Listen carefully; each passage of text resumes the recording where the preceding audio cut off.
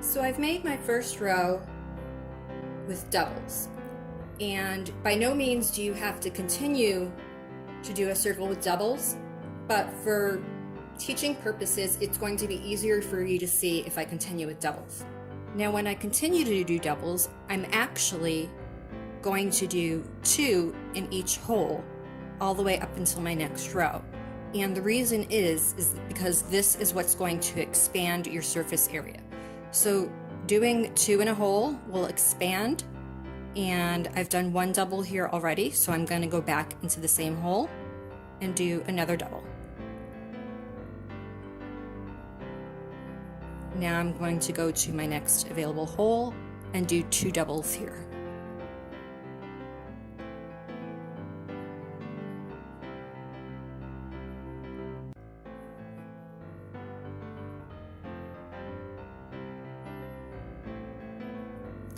And I'm going to continue to do 2 doubles in each hole up until the beginning of my 3rd row, and I'll meet you back here when I've reached that point. So I continue to do 2 doubles in each hole all the way around for 2 more rows. And what this has allowed me to do was to expand my circle. So I've doubled the area of my circle twice over each time. And what I mean by that is my initial circle, my first row, I had 12 doubles around my magic ring. By doing 2 doubles in each hole after that for the next row, I expanded the area to 24. And in the next row, I expanded it again to 48. So as long as your circle remains flat and even, you know your tension is appropriate for your piece. So I mentioned earlier that circles are a little harder. My original class of students, I had about 5 students, and they each had different yarn sizes. One had a thinner baby size yarn, one had a chunkier yarn, they had different needle sizes, but most of the differences came with their tension. And there's not a right way or a wrong way with respect to your tension, but this is where gauging your tension comes in. So this example here is when one of my students expanded too rapidly.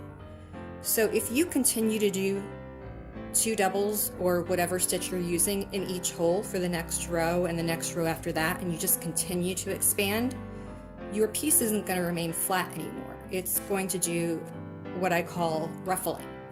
And so this is how you know you're expanding too quickly. So at this point, you just have to pull your yarn out to the point where it's flat and even and gauge your tension. So we know that we're not going to want to expand your circle indefinitely. So at some point, you are going to want to level off, meaning you're not going to want to go 2 in the next available hole anymore. So if you level off too quickly, going from a drastic 2 in each hole from my previous row to 1 in each hole, 1 double in each hole on my next row, it's going to drop drastically. So although in some instances, most notably, like when you're making a hat, you want it to drop, you don't want it to drop so severely. You don't want to diminish drastically from doing 2 in a hole to going 1 in a hole, because otherwise it's a very steep drop. So you want it to be gradual.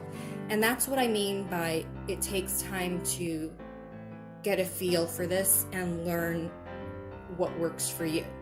So if you don't want such a drastic drop, I'm going to pull back to the point where I was flat and even, and instead of going from 2 in a hole to 1 in a hole, I'm going to try going from 2 doubles in a hole, maybe doing a double in the next 4, doing 2 doubles in the one after that, 1 double in the next 4, and just be consistent to the beginning of your next row. Because again, if you're not consistent, your shape won't stay as a circle, it'll be oval, oblong. You have to be consistent with your stitches around the row.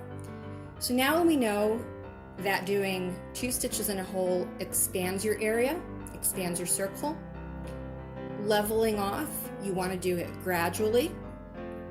And now we're going to talk about how to decrease or diminish.